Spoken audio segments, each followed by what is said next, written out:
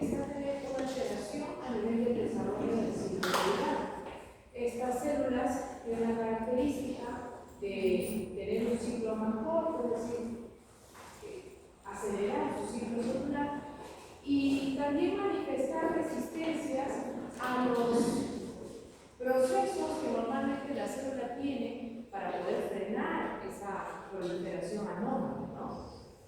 Entonces hay algunos términos que hay que recordar. Por ejemplo, oncogen, protoncogen, genes supresores tumorales, transformación celular, cáncer y metástasis.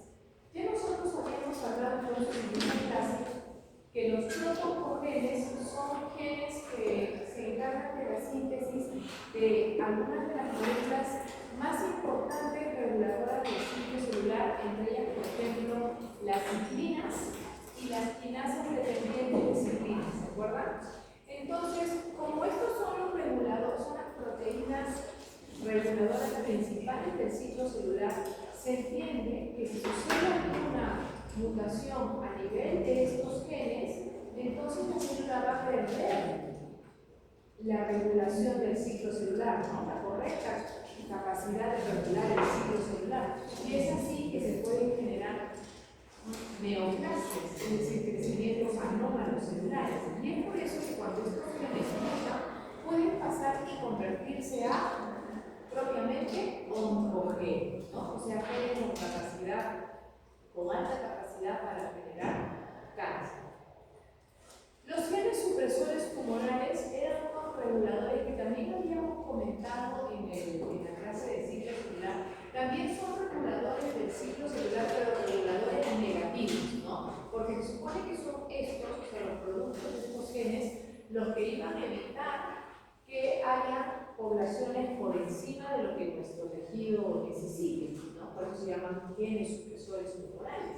Y dentro de los productos de estos genes, recordarán ustedes, por ejemplo, al gen P53, ¿se acuerdan? Que hablamos que era el guardián del genoma, ¿no? Entonces, ya hemos estado mencionando de todo esto. Hablando de transformación celular, cuando nuestras células entonces sufren ciertos cambios genéticos, metabólicos, o no sé igual bioquímicos, que los llevan hacia la formación al reconocimiento de como células neoplásicas. Cáncer ya viene a ser una manifestación de presencia de tumor, pero un tumor que se va a considerar como maligno, ¿no? Los tumores pueden ser benignos o malignos, como habíamos ya también señalado en el ciclo anterior, pero cuando ya hay capacidad de metástasis, ya hablamos de cáncer. Metástasis, ¿qué cosa es la metástasis? La capacidad de invadir los tejidos, ¿no? De salir de su zona de origen y por medio de la sangre llegar a otros tejidos y expandir entonces el cáncer a otros tejidos. Ya que este tema va a estar bien relacionado entonces con ciclo celular, recordemos algunos aspectos de este ciclo celular.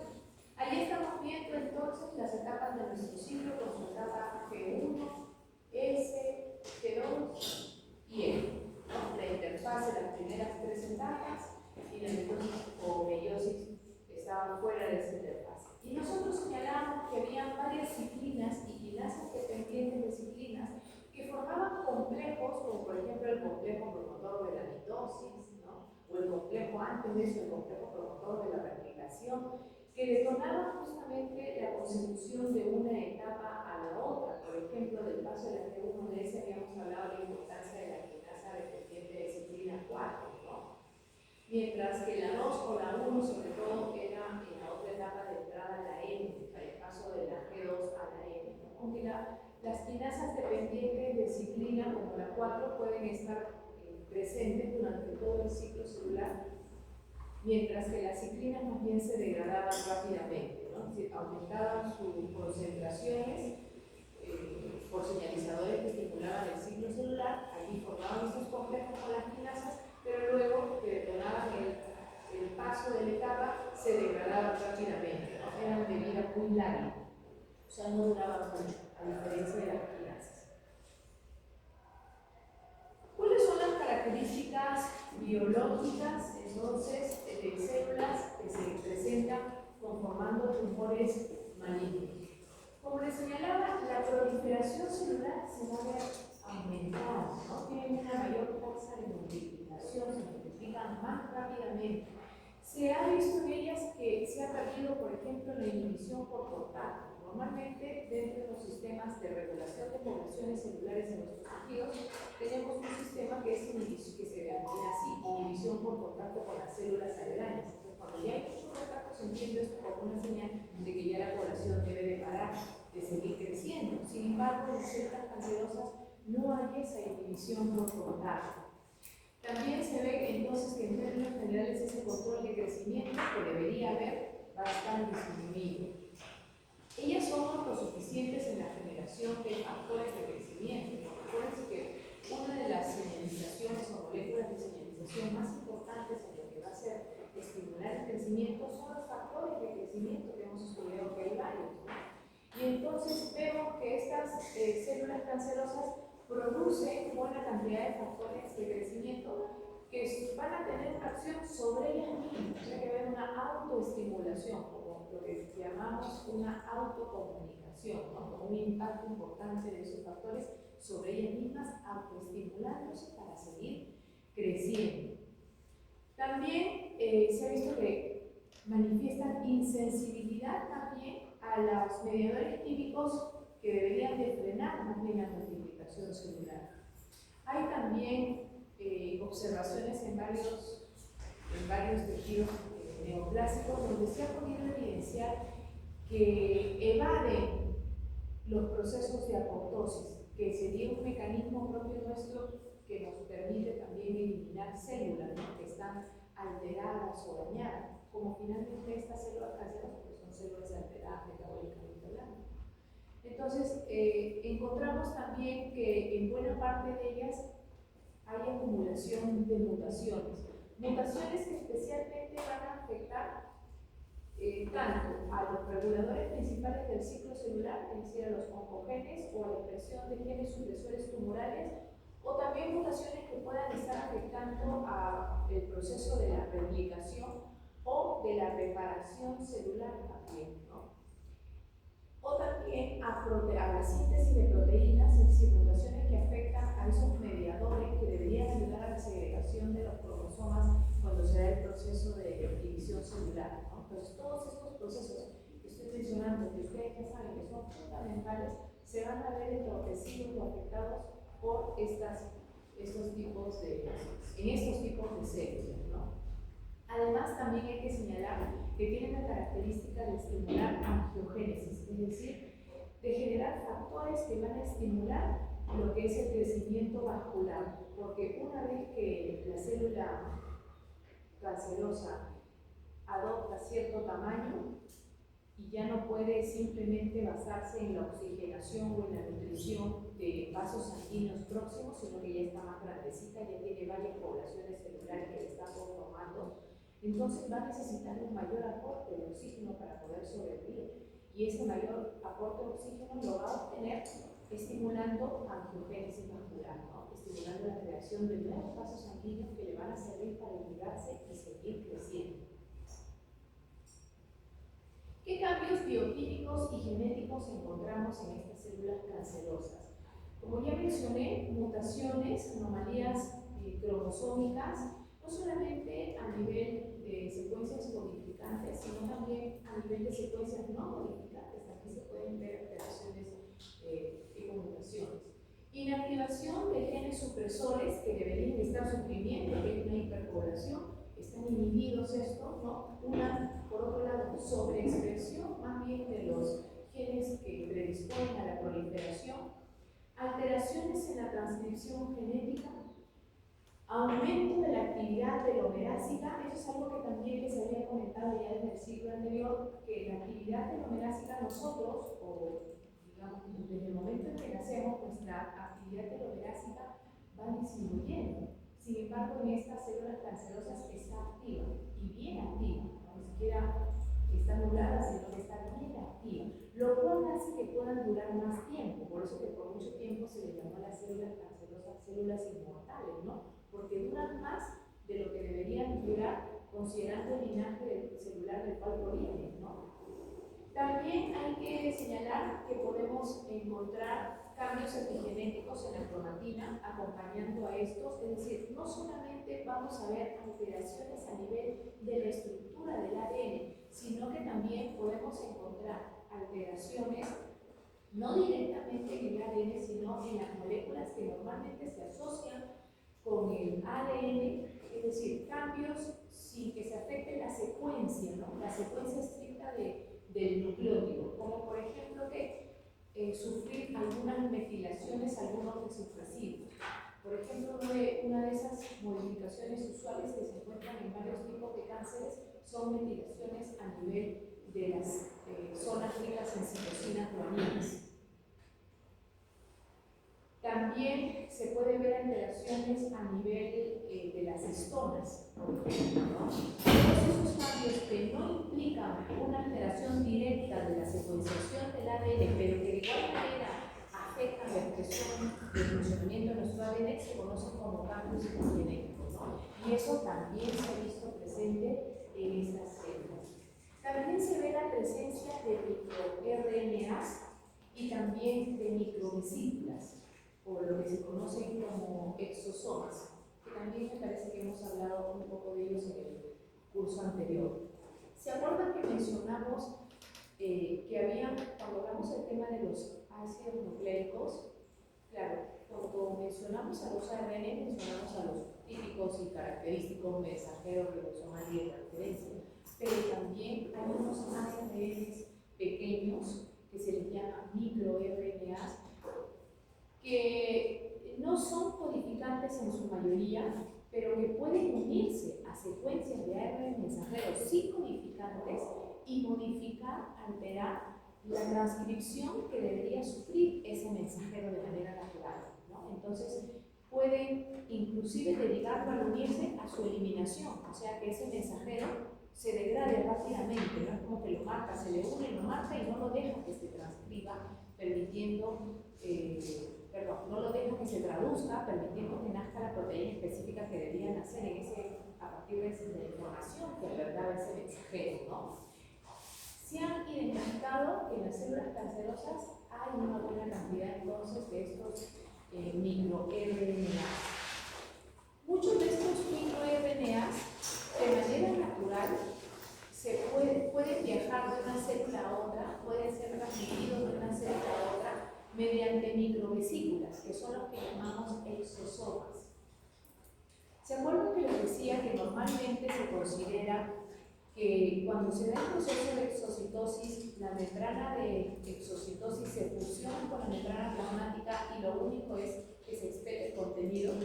Pero hay situaciones, como les digo, en varios tejidos y de manera natural, sobre todo en el sistema inmune, donde se han identificado, ya gracias a la microscopía electrónica en realidad, que pueden haber pequeñas vesículas muy pequeñas, muy pequeñitas, que sí pueden salir con tono y membrana. Y esto ha un poco reformulado también las teorías al respecto del hallazgo de los cuerpos multivesiculares. ¿Se acuerdan de los lisosomas secundarios que había varios tipos, ¿no? Había cuerpos residuales, cuerpos multivesiculares, vacuolas ortográficas, vacuolas digestivares. Muy bien. Los cuerpos multivesiculares pueden estar albergando, o sea, esas múltiples vesículas que ustedes les ven allí, algunas llamativas, notorias, otras mucho más chiquititas, pueden ser exosomas que luego van a ser expelidos, o sea, que esa membrana general que englobaba los varios cuerpos vesiculares que llevaba dentro este tipo de lisosoma secundario, puede fusionarse con la membrana plasmática y liberarlos, viajando inclusive estos RNA micro que les decía dentro de esas vesículas, llevando información de una célula a otra. Como les digo, esto es algo que puede suceder de manera natural en algunos tejidos, pero a baja tasa, ¿no? Como por ejemplo en el sistema inmune, como señalaba. Pero en el caso de las células cancerígenas se ve que hay una mayor actividad de liberación de exosomas, ¿no? Que al parecer están llevando señales que van a favorecer que el microambiente donde se desarrolla este cáncer sea más favorable para el desarrollo de ese tumor, ¿no? De esa neoplasia. Entonces, tenemos varios factores particulares, o sea, hay un metabolismo diferente que está sucediendo en estas células, ¿no? Liberación de factores antigenéticos pueden ir también en esas vesículas que les decía. aparición de cadenas azúcares anómalas en glicoproteínas y glicolípidos, también podemos ver anomalías a este nivel. Y también podemos ver un aumento de la glicólisis. Las células cancerosas aumentan su consumo de glucosa hasta 300 veces por encima de lo normal. O sea que demandan mucha glucosa. Por eso es que los tejidos aledaños empiezan a morir, porque las células cancerosas están llevando toda la reserva prácticamente energética y los demás tejidos que tienen su metabolismo normal empiezan a sufrir las deficiencias de esa nutrición, ¿no? Y vamos a ver también que el destino que le dan a esa glucosa no es el destino habitual tampoco, ¿no? Si bien es cierto, entra vía glicolítica en su degradación, posteriormente ese piruvato tienden a llevarlo más bien hacia la formación de ácido láctico. Así que la acidez también es un ambiente al parecer favorable que ellas estarían generando para su mejor proliferación.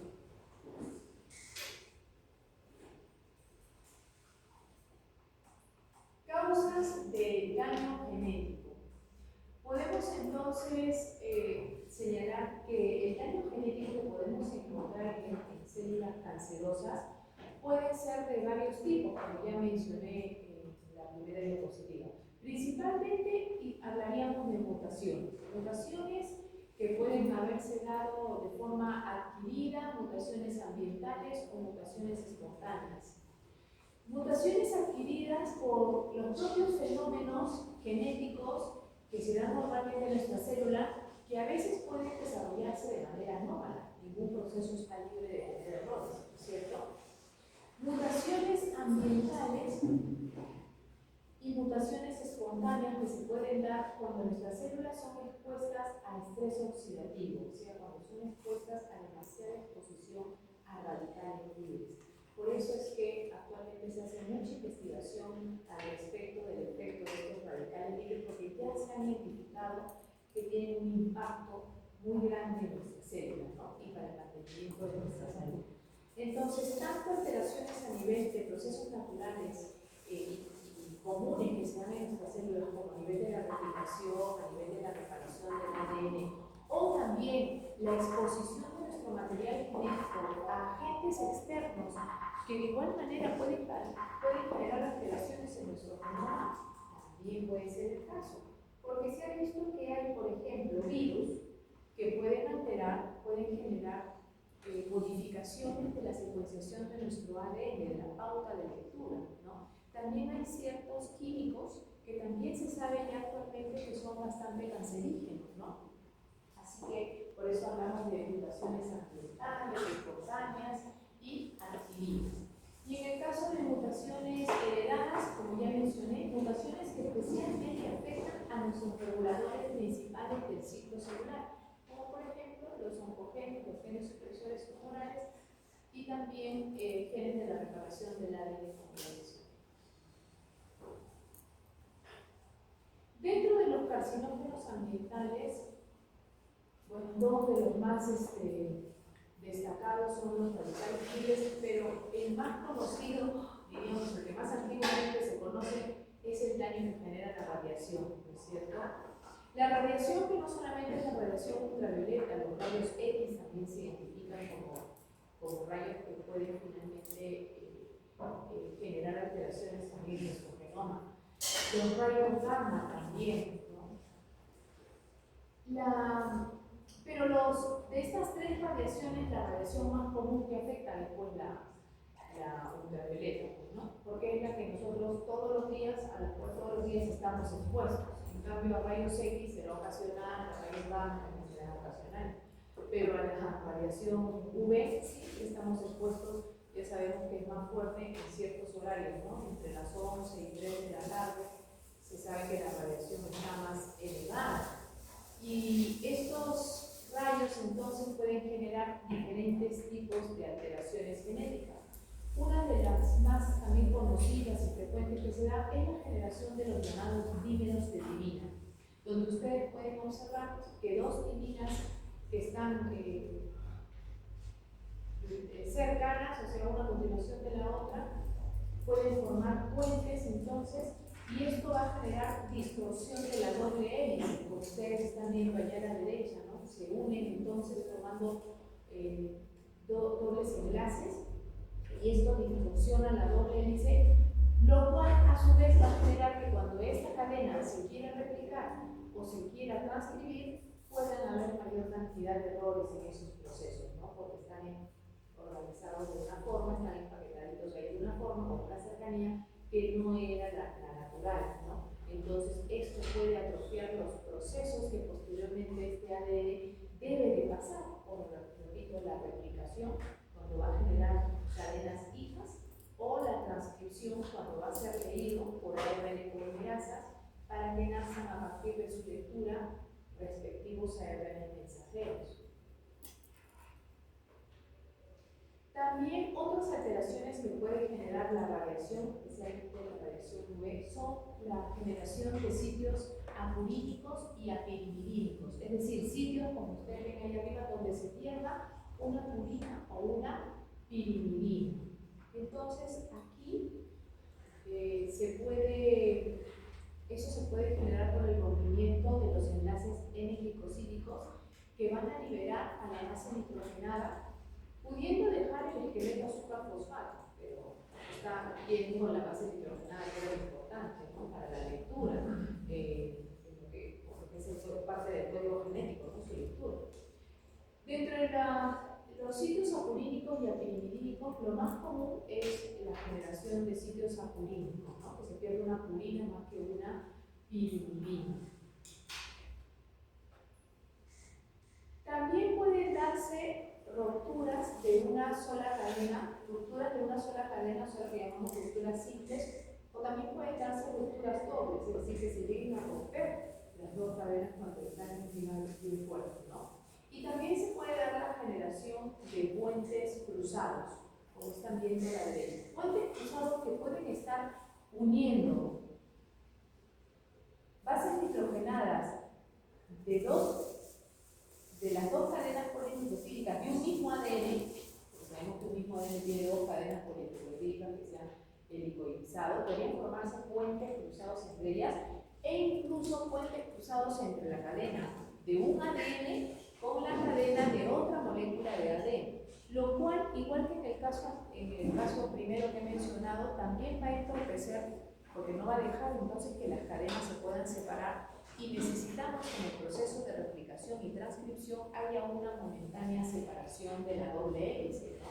Para que se forme la burbuja de replicación, en el caso de la replicación, y la polimerasa pueda leerlo, ¿no? Pero si estos han formado puentes cruzados que no dejan separar, lógicamente estos procesos van a verse alterados, ¿no? Y esto va a generar entonces que haya mayor todavía mutación. Por eso que estas células acumulan mutaciones, ¿no?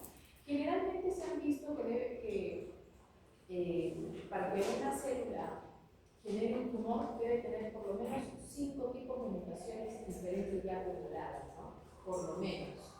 Una mutación quizás es fácil de sobrellevar, dos también, pero de 5 en adelante ya está el problema. Dentro de los carcinógenos químicos, es decir, sustancias químicas que se han identificado como causantes de cáncer, están las nitrosaminas, que se forman cuando hay reacción entre aminas secundarias con nitritos. Esto en un medio fuertemente ácido que lo va a favorecer. Por eso les decía yo de que eso de exponernos, de que nuestra dieta esté siendo más rica en ácidos, favorece que se puedan dar estas reacciones, ¿no? Entre estos tipos de compuestos que a su vez nos van a generar daño, ¿no? Y nuestra dieta, que mucho copia la dieta occidental, entonces, no podemos ver, es una dieta que está muy cargada justamente en la actualidad digo, ¿no? De consumo de sustancias con preservantes, ¿no? Nos estamos orientando más a ellos que a la alimentación del oriente, que es mucho más saludable, ¿no? Incluso hay condiciones, situaciones patológicas que no se dan, por ejemplo, en poblaciones asiáticas, justamente porque tienen una dieta más rica en vegetales, en legumbres, y no tienen tanto en carbohidratos. carbohidratos que generan muchos ácidos, ¿no? Entonces, nosotros con una dieta muy cargada de carbohidratos estamos favoreciendo un ambiente ácido producto de su fermentación y de su oxidación, que va a favorecer encima, como les digo, la proliferación a las células cancerosas, ¿no? O sea, favorecemos, damos un microambiente que lo potencia, ¿no? Estamos haciendo todo lo contrario.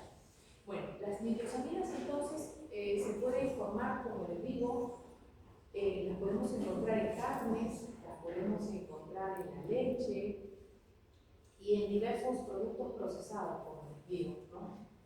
También hidrocarburos aromáticos policíclicos que pueden formarse, por ejemplo, cuando hidrocarburos son expuestos a elevadas temperaturas, ¿no? Se pueden obtener como producto de la combustión completa de diferentes combustibles, petróleo, gasolina y hasta el carbón, ¿no? Entonces, en los alimentos que han sido elaborados en parrilladas, donde utilizar el carbón, que dése cuenta que el carbón ya es un material que está quemado y lo volvemos a quemar.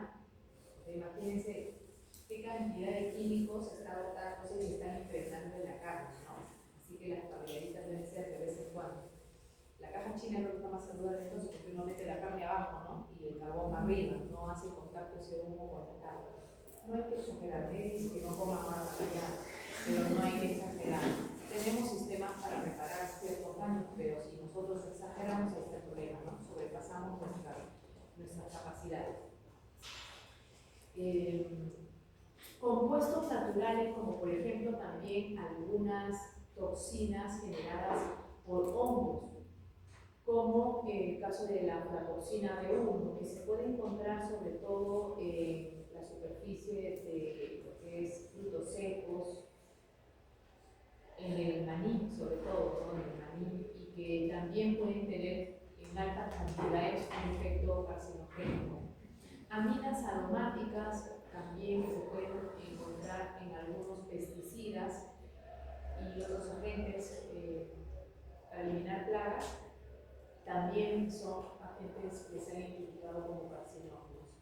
Varios fármacos alquilantes, y lamentablemente estos son fármacos que se utilizan en la quimioterapia contra el cáncer, ¿no?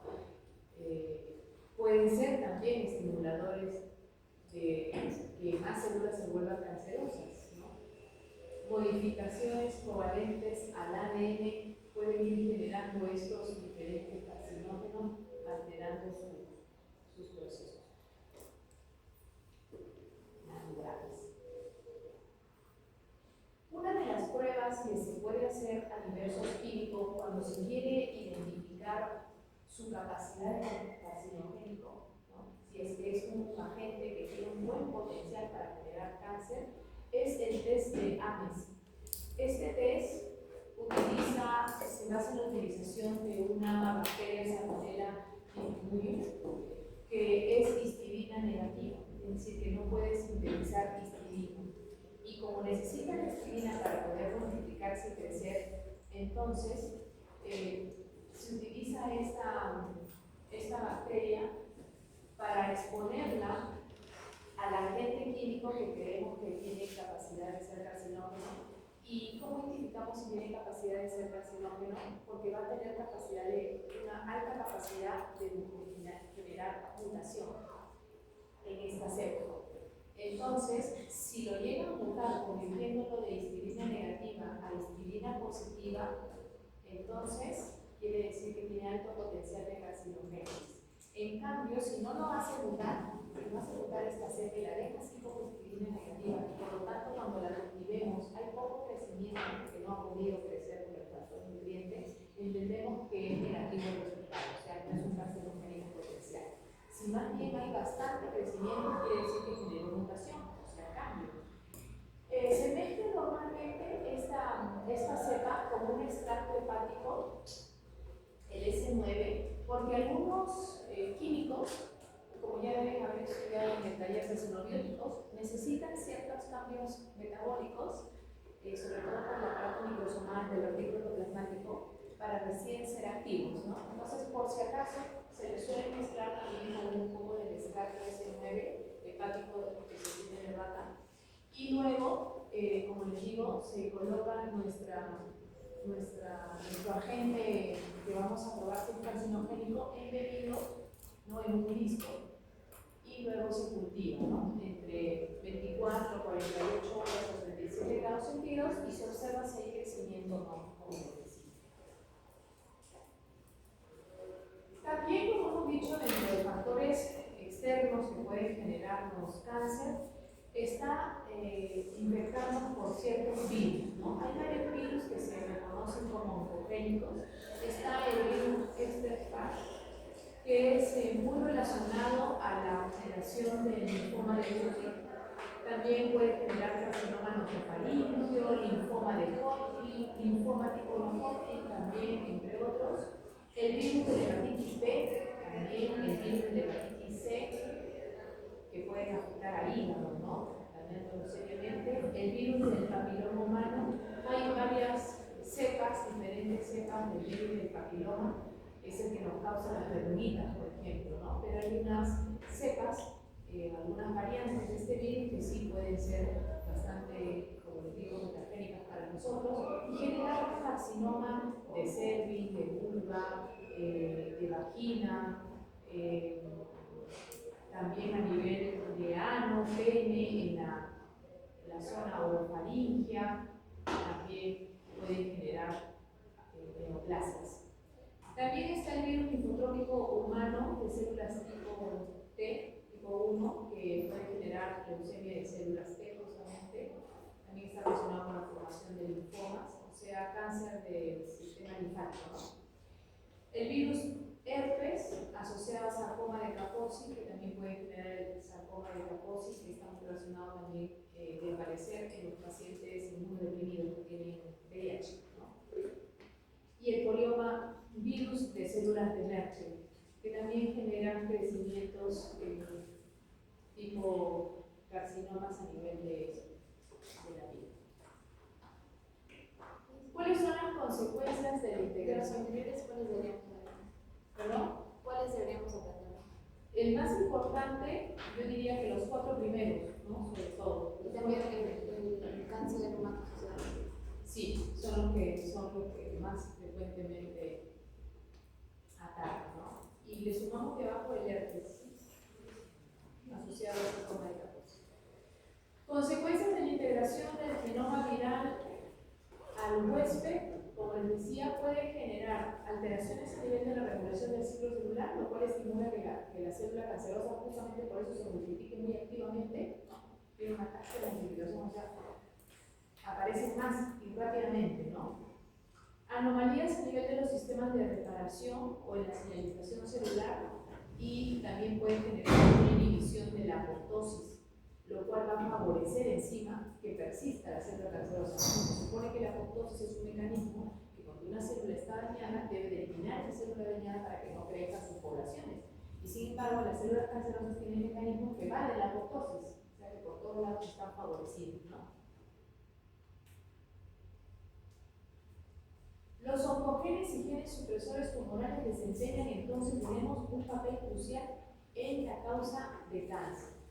Se ha visto que se puede activar entonces hacia la forma de oncogenes, principalmente gracias a diversos tipos de alteraciones genéticas, principalmente mutaciones, de ellas las puntuales. Se han visto que hay mutaciones tipo transición y transversión dentro de las puntuales que pueden generar justamente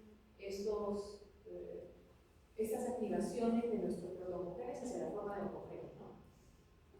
Cuando hablamos de mutaciones puntuales, nos estamos refiriendo a mutaciones que solamente implican la alteración de un nucleótido, ¿no? Ya sea porque se introdujo un nucleótido a una secuencia de manera anómala, ¿no? O perdió un nucleótido o se cambió un nucleótido por otro.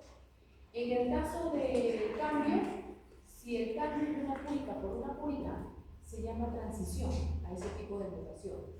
En cambio, si se cambió una púrica por una pirimirínica, que son grupos diferentes, ¿no es cierto? Pero al revés, ¿no? Una pirimirínica por una púrica, de igual manera sería una transversión, ¿no? Transición cuando es más del mismo grupo, y transversión, ya el nombre que está diciendo es más diferente, cuando cuando se cambia de grupos que no corresponden, ¿no? O sea, de público a pirimirínico, de pirimirínico a público.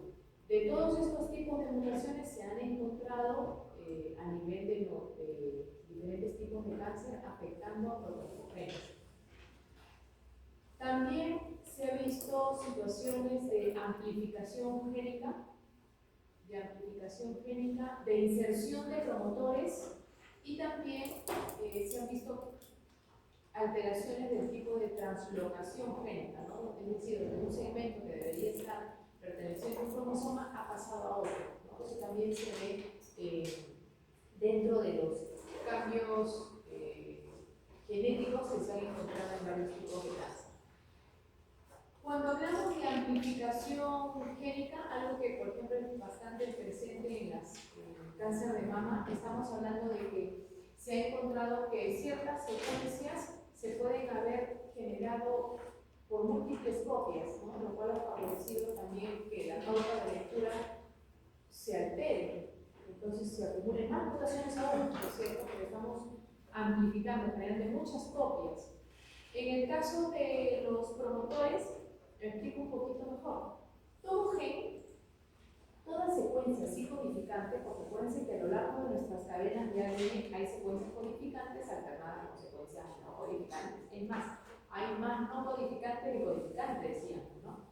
Entonces, si nos fijamos en la estructura de una secuencia sí codificante, toda secuencia, entonces llamada gen, porque sí va a ser codificante, tiene un comienzo que lo identifica como ser una secuencia codificante. Esa secuencia comienzo se llama promotor, ¿sí? Lo tiene adelante siempre. Hay diferentes tipos de promotores y el promotor representa un lugar que será reconocido en realidad por las polimerasas, por la R polimerasa, como el comienzo de un gen, por eso le digo, es el sitio de reconocimiento para que la polimerasa sepa dónde es que hay un gen para poder transcribir, y es el sitio al que se une, se lo reconoce y ahí se ensambla la polimerasa. O sea que es un sitio primordial, ¿no? Porque es lo primero que tiene que suceder para que empiece la transcripción. Sin embargo, no es un sitio que se transcribe, o sea, no es un sitio que va a ser leído, sino que solamente sirvió de reconocimiento, unión, embone de la polimerasa, y luego la polimerasa avanza como que ya se metió el cierre a la cremallera, ¿no? Avanza, identifica el primer nucleótido a transcribir y recién empieza la transcripción, ¿no? Entonces se ha visto que los virus, que son oncogénicos, tienen promotores y son promotores que son bien, algunos le llaman duros, es decir, son promotores de mucha actividad, difíciles de eliminar y que por lo tanto, cuando un virus de estos se inserta al genoma de un humano, digamos, nosotros, le está insertando a su vez promotor para que pueda generar muchas copias, ¿no? O sea, estimular este proceso de transcripción muchas veces.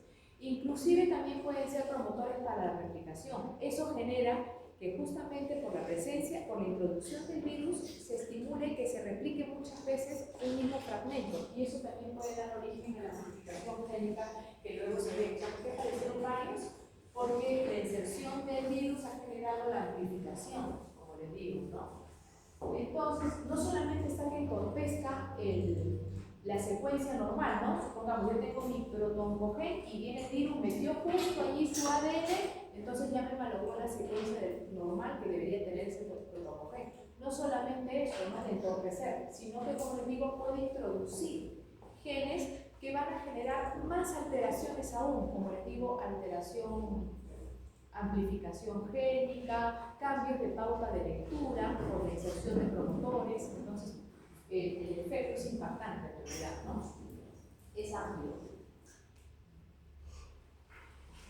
Hagamos una comparación entonces entre lo que son los oncogenes y los genes supresores tumorales. En el caso de un oncogen, la mutación en uno de los dos alelos ya sería suficiente para que puedan generarse entonces los efectos oncológicos. En cambio, en los genes supresores tumorales, en ambos tendría que darse la mutación para que recién genere un efecto oncológico. O sea que más delicados son los oncogenes, ¿no?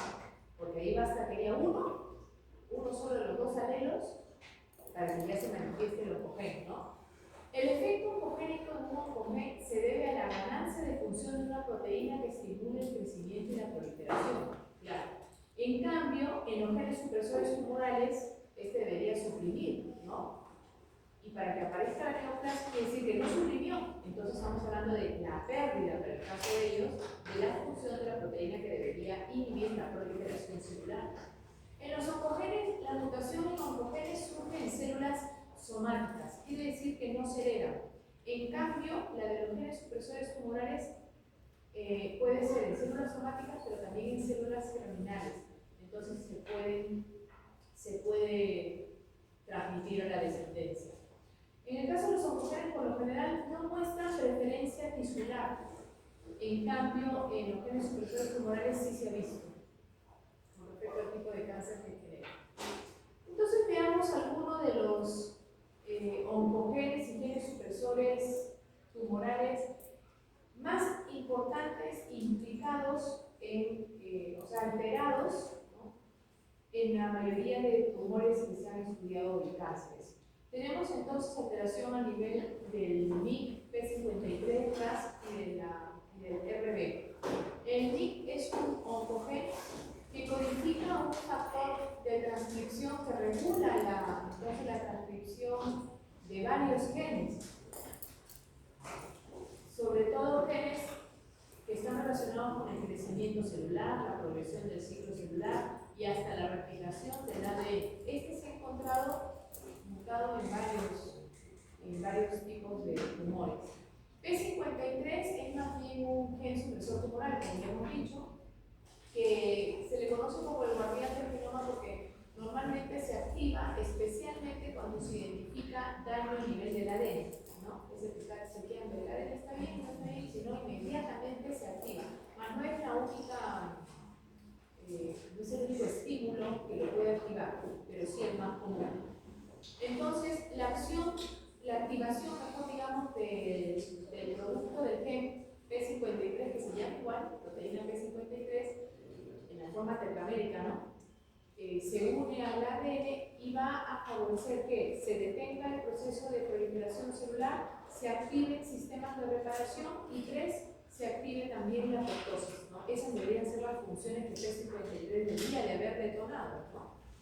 El RAS más bien es parte de la familia de oncogenes que codifican para proteínas G que son pequeñas, que son monoméricas más bien, no como la proteína G que mencionamos asociada al tema de comunicación celular que era trimérica, ¿no? Acá no, estamos hablando de que es una del otro grupo de las llamadas monoméricas, de las pequeñas entonces, y que lógicamente como proteína G que es, tiene actividad proteácica, ¿no? Y luego tenemos al gen RB que codifica también para la proteína RB, que cuando se encuentra mutado genera el retinoblastoma, es un cáncer a nivel ocular. Entonces, este es un represor de la transcripción que regula el ciclo celular. Normalmente unirse al factor de transcripción E2F. Entonces, cuando este se reprime, la transcripción de varios genes, porque es un factor de transcripción el que se codifica, va a verse afectada. Este factor de transcripción debería haber ayudado a la transcripción de varios genes. Así que esto se va a alterar y va a haber una, entonces, alteración de la consecución del ciclo celular, porque no se va a permitir la transición del G1 a la etapa S, ¿no? P53, recordemos, se encarga de activar varios procesos cuando identifica que hay daño a nivel del ADN. Como ya les dije, uno, detener el ciclo celular. ¿Eso cómo lo hace? Gracias a que a su vez estimula la expresión del gen P21 y P16 también. También activan los sistemas de reparación gracias a activar a la proteína GAP45, que es participante en los sistemas de reparación. Y también va a activar la apoptosis mediante la estimulación de un miembro de las familias BSL2, la proteína BAC. Pero recordemos que en el tema de apoptosis, donde hemos hablado de varias familias que regulan la apoptosis, teníamos, ¿se acuerdan? Una subfamilia antiapoptótica, dos familias antiapoptóticas y una proapoptótica más bien, ¿no? No, perdón, dos proapoptosis, dos que favorecen la apoptosis y una en contra.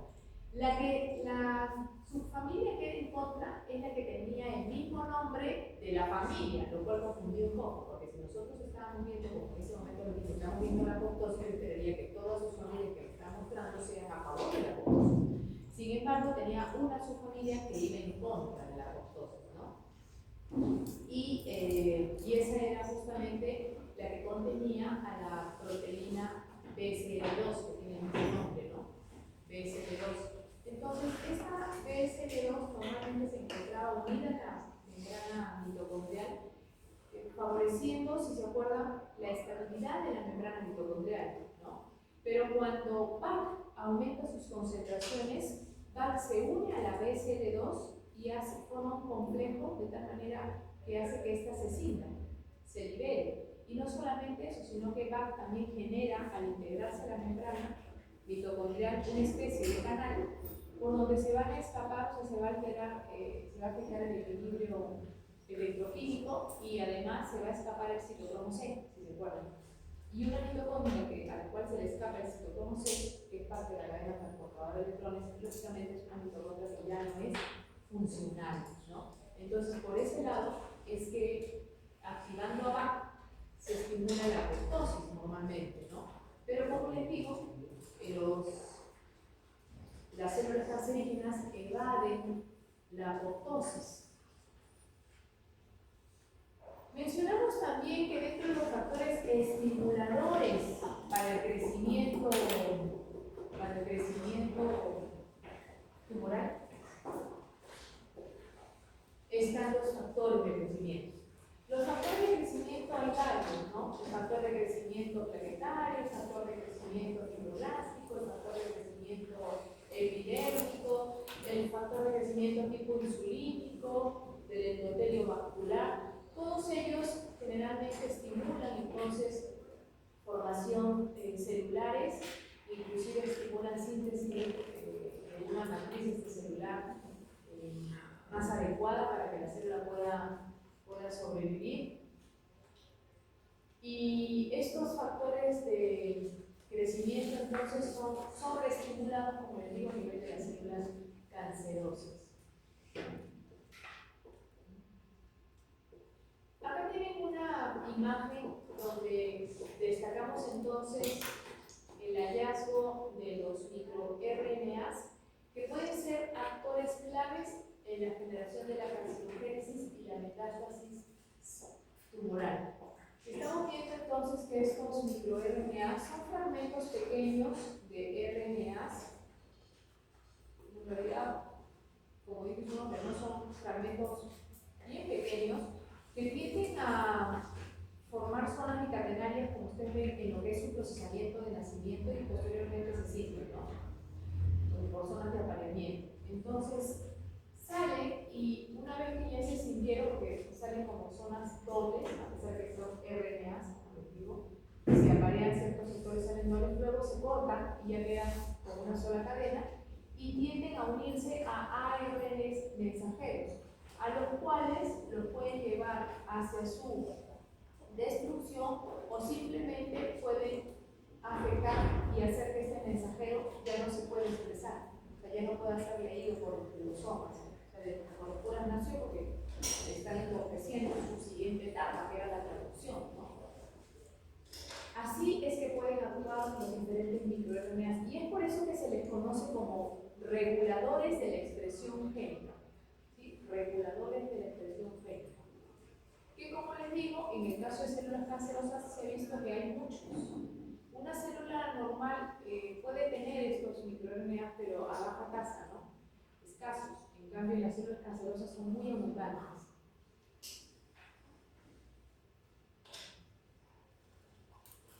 Aquí vemos el caso más bien de los exosomas y su rol en el cáncer. Ahí estamos viendo entonces cómo de las las células se está formando un cuerpo multivesicular, el cual la membrana general se fusiona con la membrana plasmática, pero los cuerpos vesiculares de la nerva se liberan, ¿no? Estas microvesículas o exosomas pueden albergar RNAs, microRNAs, o sea, pueden albergar RNAs mensajeros, pueden también albergar, por lo tanto liberar, ¿no? MicroRNAs, y también pueden liberar también proteínas específicas, ¿no? Son mediadores de procesos inmunológicos de manera natural, pero entonces están más abundantes normalmente en células del sistema inmune, no son muy abundantes en otros tejidos, ¿no? Y en las células cancerosas hay alta producción de estos exosomas, llevando señalización para favorecer su microambiente externo, para favorecer la angiogénesis, para favorecer inclusive para la metástasis, ¿no?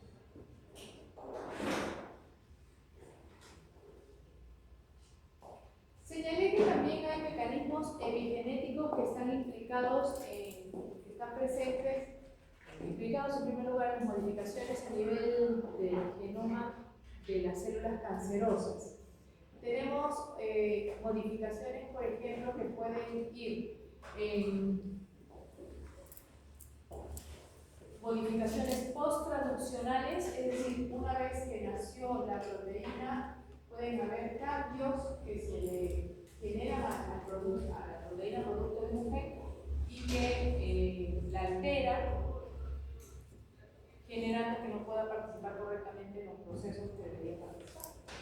También modificaciones a nivel de los propios componentes del ADN, es decir, recuerden que ya dije que epigenéticos hace referencia a que son cambios donde no se altera la secuencia, ¿no? No estoy quitando una base, añadiendo una base, modificando una base, pero sí, o sea, cambiando una púrica por una primita, pero sí puedo considerar epigenéticos si, por ejemplo, aumento la metilación de algunos de sus residuos, ¿no?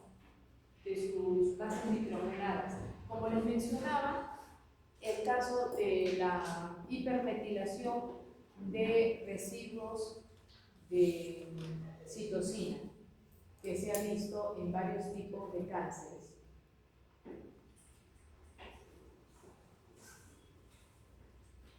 Y justamente en regiones próximas a los promotores siempre se encuentran regiones ricas en los pares guanina-citosina. Así que imagínense, si justo esas citosinas próximas a los promotores se alteran, el promotor también se puede alterar, se puede ver afectado, ¿no? Y es una manera de afectar entonces la expresión de ese gen. Y por otro lado, modificaciones a nivel de las histonas, porque como ustedes ya saben, las histonas son proteínas que han ayudado a la organización del material genético, a que el ADN se enrolle de una manera, ¿no es cierto? ¿Se acuerdan? Alrededor de un octámero de histonas, favoreciendo que ciertos genes estén más expuestos, otros menos expuestos, para sufrir los siguientes procesos. Entonces, se ha visto que dentro de las modificaciones a nivel de las histonas, que pareciera que es un punto importante de acción, de modificación en estas células cancerosas, podemos ver reacciones anómalas de metilación también, acetilación, fosforilación, adenilación, todo ese tipo de ubiquitinación, isomerización, deaminación, todo ese tipo de modificaciones químicas pueden darse a nivel de nuestras histonas y por lo tanto alterar la expresión de nuestros genes en estas células cancerosas. Es un buen punto de acción que tienen allí las células cancerosas, ¿no? Por eso, no tanto punto de acción, punto de alteración, ¿no? Que posee. Si hablamos de ubiquitinación, sabemos que una histona que va a ser ubiquitinizada es una histona que está destinada a ser destruida por los proteosomas, ¿no? Así que eso definitivamente también la va a afectar y no va a poder participar de su unión con el ADN. Varios cánceres muestran una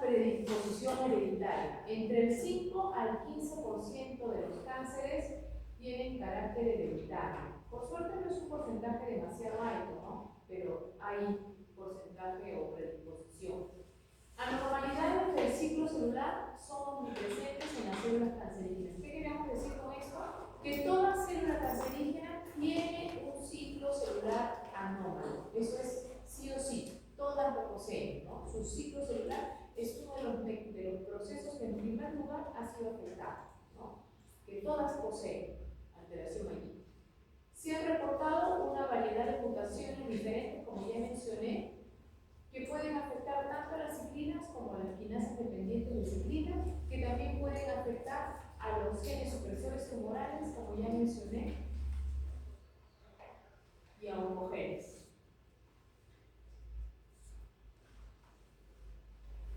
Ahí estamos viendo, entonces,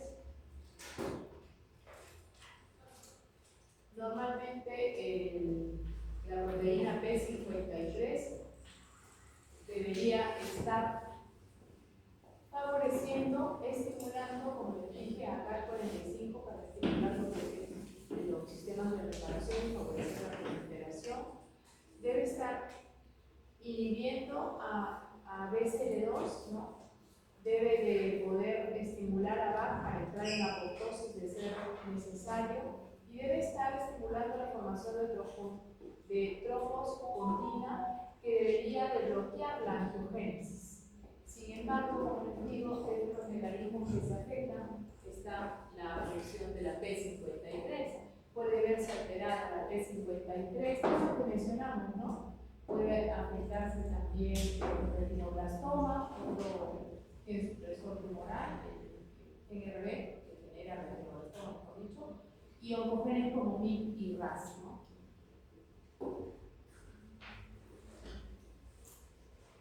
Podemos decir entonces que las células cancerígenas poseen inestabilidad genómica de varios tipos, de tipos diferentes. Como ya mencioné, mutaciones en primer lugar, ¿no?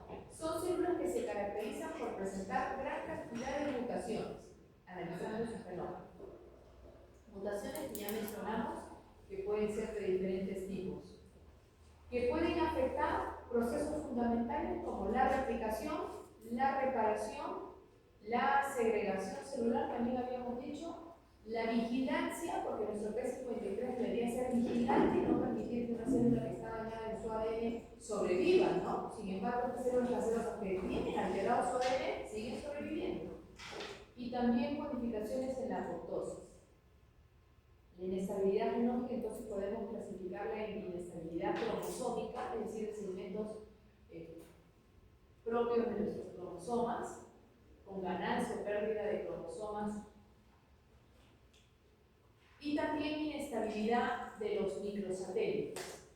Los microsatélites son secuencias altamente repetidas y en ellos, a pesar de ser no codificantes, porque son secuencias no codificantes, también se pueden encontrar en células cancerosas alteraciones a nivel de ellos, ¿no? Esto explica expansión o contracción de secuencias de ADN microsatélites. Pareciera que se van a ver mayor cantidad de estos. Los satélites son secuencias repetidas, de 2 a 4 es lo más común, pero pueden haber secuencias de 6 también, o 9, ¿no? 3, 6, 9, sí, hasta 9. Pero lo más común es que sea de 2 a 4, secuencias muy cortitas, pero que tienden a encontrarse altamente repetidas. Cada individuo tiene una combinación y una cantidad específica de estas regiones satélites propios de su genoma, ¿no? Y que ayuda al análisis diferencial, ¿no? entre dos individuos. También mencioné entonces que muchas células cancerígenas muestran elevado nivel de actividad telomerasa. Entonces recordemos que eran las telomerasas, eran las enzimas que generaban la elongación de los telómeros, ¿no es cierto? ¿Y qué cosa eran los telómeros? los extremos de los cromosomas. Entonces, normalmente el proceso de replicación, de manera natural, siempre deja en los extremos de un cromosoma una cadenita más larga que la otra, por decirlo así, un huequito, ¿no? Una de las cadenas es más corta. Ese extremo es terminado por las enzimas telomerasas con unas secuencias no modificantes y que también son altamente repetitivas. La secuencia abundante de los telómeros para nosotros, por ejemplo, es la secuencia TTAGGG, ¿no? Que se repite varias veces, elongando esos extremos de los cromosomas. Esas secuencias añadidas extras no modificantes protegen a nuestros cromosomas de que no se peguen entre ellos, de que no se unan entre ellos, y también son relojes biológicos, puesto que sabemos que como una vez que nosotros nacemos perdemos la actividad de esa enzima, entonces cada vez que la célula se divida y que se acorten los extremos, se van a ir acortando esos telómeros, ¿no? Entonces una célula que es más vieja tiene los telómeros más cortos, ¿no es cierto? Eso marca un poco la identificación de que es una célula envejecida y que por lo tanto pronto se tiene que derivar a su destrucción, ¿no? Porque hay que quitar lo viejo para poner lo nuevo. Sin embargo, las células cancerosas siguen teniendo telómeros largos porque su actividad telomerásica está activa. Esa actividad telomerásica normalmente nosotros está activa, como les digo, a nivel fetal, a nivel de células germinales, a nivel de células embrionarias. La mantienen las células madre, también mantienen las células madre, pero los demás linajes celulares las pierden desde el nacimiento, gradualmente. Y quien también las conserva, repito, las células cancerosas. Acá podemos ver cómo trabaja la enzima telomerasa, ¿no? Estas telomerasas son ribonucleoproteínas, o sea que son enzimas que tienen la parte proteica como la mayoría de nuestras enzimas, pero aparte tienen ARN. ARN que les sirve como ARN cebador, o sea que ya tienen una precadenita adentro de ARN que lo van a unir momentáneamente al extremo de las moléculas de ADN para utilizar el terminal, ¿no? El ganchito que tiene su fragmento que ya tienen ellas de ARN para añadir los siguientes nucleótidos, ¿no? Entonces ustedes pueden ver allí cómo tengo la cadena codificante arriba, la no codificante abajo, y luego viene la telomerasa, elonga la cadenita como ustedes ven larga, pero añadiendo, como ella tiene un RN específico que tiene uracilo que está en verde, miren, ese es ARN, porque es uracilo, ¿no es cierto? Lo que está en verde, ¿sí? ¿Observen? Entonces ella ya tiene esa secuencia dentro de su estructura, entonces va a tratar de empalmar haciendo el apareamiento entre algunos de los nucleótidos que lo permitan al par y luego va a completar el huequito añadiendo los nucleótidos faltantes. Se entiende que posteriormente se tiene que eliminar se tiene que cambiar, ¿no? Esa secuencia que tiene uracilo. Equivale entonces a una transcriptasa reversa, ¿no? Porque a partir de su ARN cebador que tiene dentro va a añadir secuencias de ADN, ¿no? Fragmentos de ADN. Así que es una transcriptasa inversa. Y posee su propio cebador, como hemos dicho. Pero lamentablemente esos extremos que ella está añadiendo, cuando este ADN pase por un proceso de replicación, se va a ir acortando. Lo ideal o lo bueno es que gracias a que tiene los telómeros en esa esquina, lo que se va a perder es telómero, más no se pierde información codificante. Para eso se han colocado los telómeros, para que no se pierda información codificante. Ahí estamos viendo entonces cómo logra el apareamiento de su fragmento de RNA. ¿Notan? Allá en la bolita verde está el uracilo, ¿no? Entonces logró aparear allí unas bases, elimina las que no le van a servir, añade más para que le hagan el complemento a su cebador y luego completa, ¿no?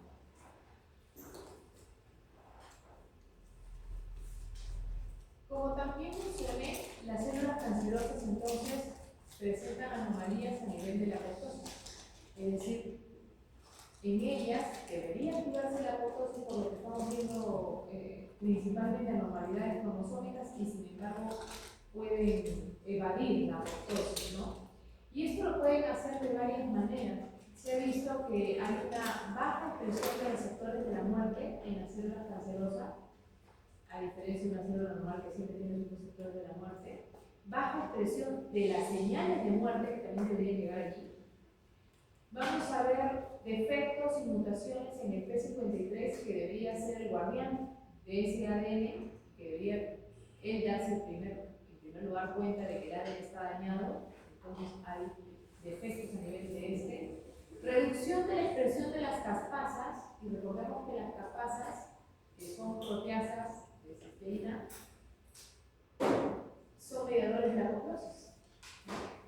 Y hay disminución en el caso de las células cancerosas. Hay sobreexpresión de los inhibidores IAPs, que también están relacionados con la regulación de la apoptosis. Hay una alteración en el balance de lo que deberían ser las moléculas proapoptóticas con las antiapoptóticas que deben trabajar a la par para mantener las poblaciones celulares estables, ¿no? Pero aquí va a haber un desbalance.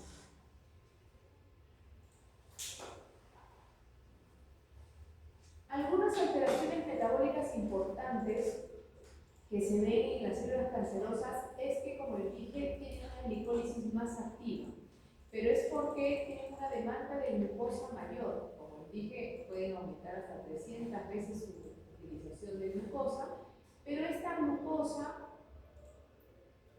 que se degrada en la vía glicolítica hacia piruvato, posteriormente ese piruvato será sujeto a la acción de la lactato deshidrogenasa, llevándonos a la formación de ácido láctico. Entonces, a pesar de que hay presencia de oxígeno, o sea que no estamos en ausencia de oxígeno, no debería derivarse hacia la fermentación láctica, el proceso debería irse hacia la vía aeróbica, ¿no? Es decir, irse hacia la conversión de acetil, entrar al ciclo de Krebs, etc. ¿Y por qué no se va hacia allá? ¿Por qué se va hacia la formación de ácido láctico, no? Porque el ácido que va a formarse allí va a favorecer el ambiente cancerígeno para estas células. A esta anomalía del metabolismo se le conoce como efecto del cuarto, que es la sobreestimulación de la glicólisis empalmándose con la fermentación láctica.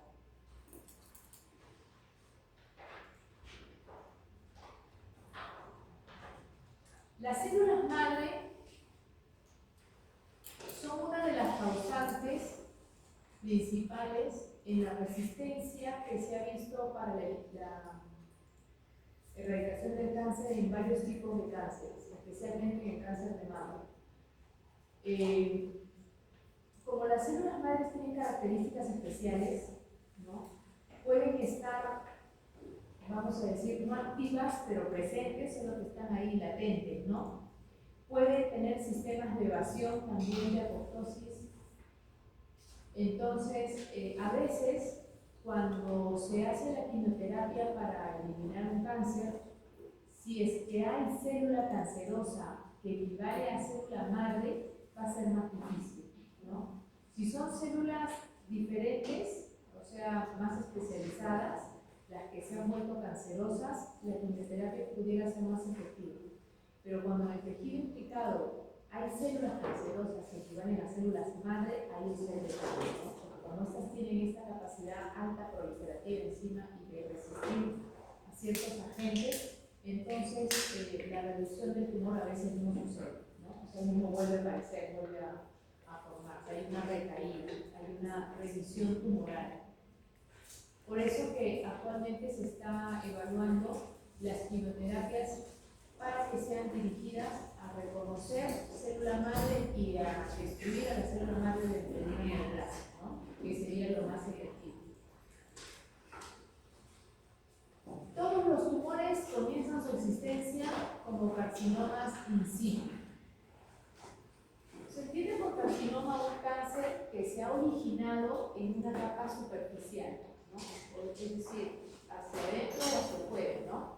De epidermis o o puedes, o sea, por dentro de un órgano, por fuera de un órgano, la capa epidérmica exterior o la capa de adentro, de la cavidad, ¿no?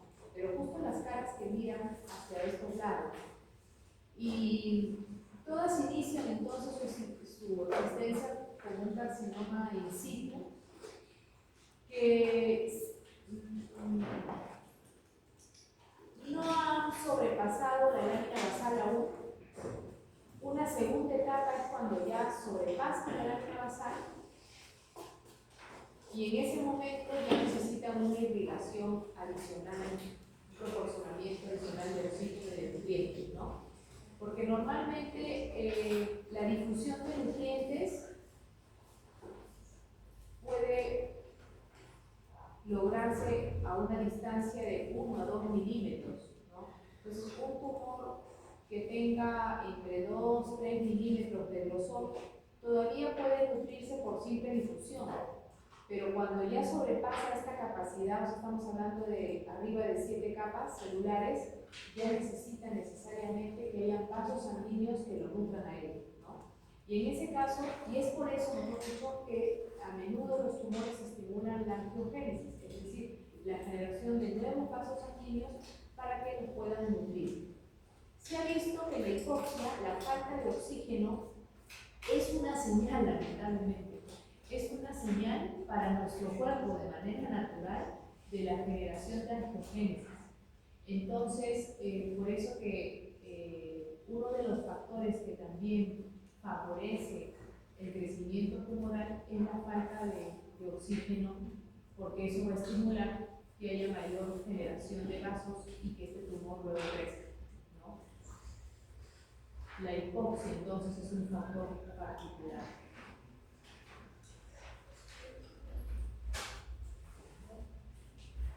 Como sabemos, la metástasis es el aspecto más grave del cáncer, porque estamos hablando de la capacidad de poder invadir otros tejidos. Acá podemos ver en la imagen de la izquierda cómo es que se va haciendo esa invasión, ¿no? Primero tenemos allí las células del carcinoma que se ha formado, que todavía no han atravesado la membrana basal.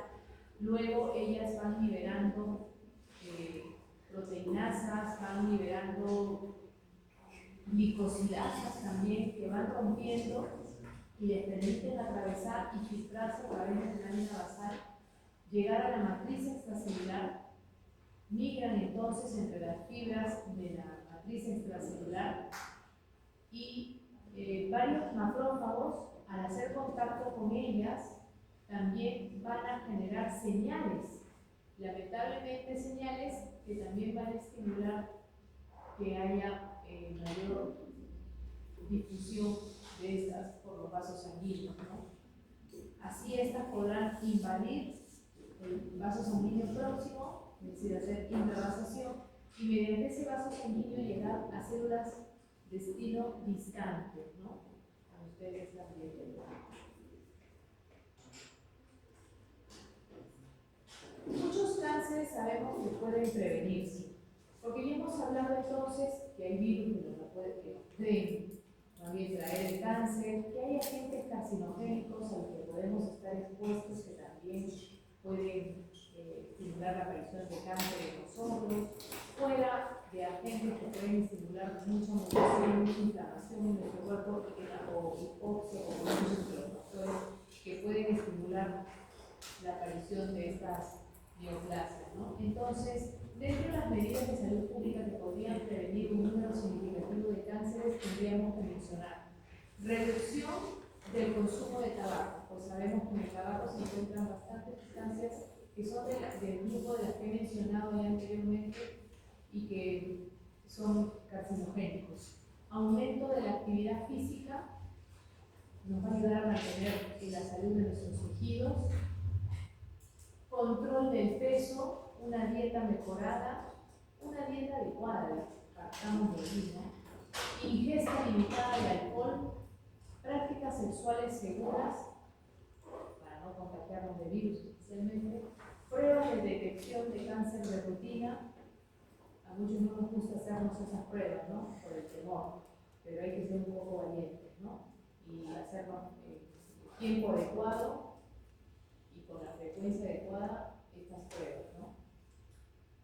Evitar el exceso de exposición al sol, puesto que también hemos mencionado que la radiación solar, sobre todo la radiación UV, es muy dañina para nuestra piel si es que no lo hacemos adecuadamente, ¿no? Si nos sobreexponemos. Porque también necesitamos de la luz para activar la vitamina D, como sabemos, ¿no? Pero hay que saber en qué momento, ¿no? Salir a exponernos. Es decir, esas señoritas que van y se ponen su bronceador, que se sacan la sombrilla, todos el mediodía en la playa están bronceándose, están haciendo mal en realidad, ¿no? Se pueden broncear exponiéndose menos horas. Igual se van a broncear si estén bajo la sombrilla en realidad, ¿no? Porque ¿quién no le ha pasado que estando bajo la sombrilla? Se broncea. Sobre todo que nuestra arena está cargada de minerales, por eso quema bastante. Hay otras arenas blancas que ustedes las pisan con el sol inclemente y no les quema, porque no están cargadas de minerales. La nuestra sí tiene mucho hierro. Entonces refleja, y por eso que así estén bajo la sombrilla, hay un poco de impacto de esta radiación, ¿no? Pero si no estamos bajo la sombrilla, ¿no? Colocarse el bloqueador, pero también sin exagerar, ¿no? Porque todo el día vamos a estar con bloqueador, porque también la piel necesita oxigenarse, la piel necesita el contacto con la luz, pero si voy a exponerme a un impacto mayor, pues me protejo, ¿no? Si voy a estar más horas, me protejo las zonas que ustedes saben que particularmente son las que más se afectan, ¿no? Por la luz. Muy bien, jóvenes, yo he sido nuestra clase de hoy. Voy a pasar a la asistencia, aprovechando que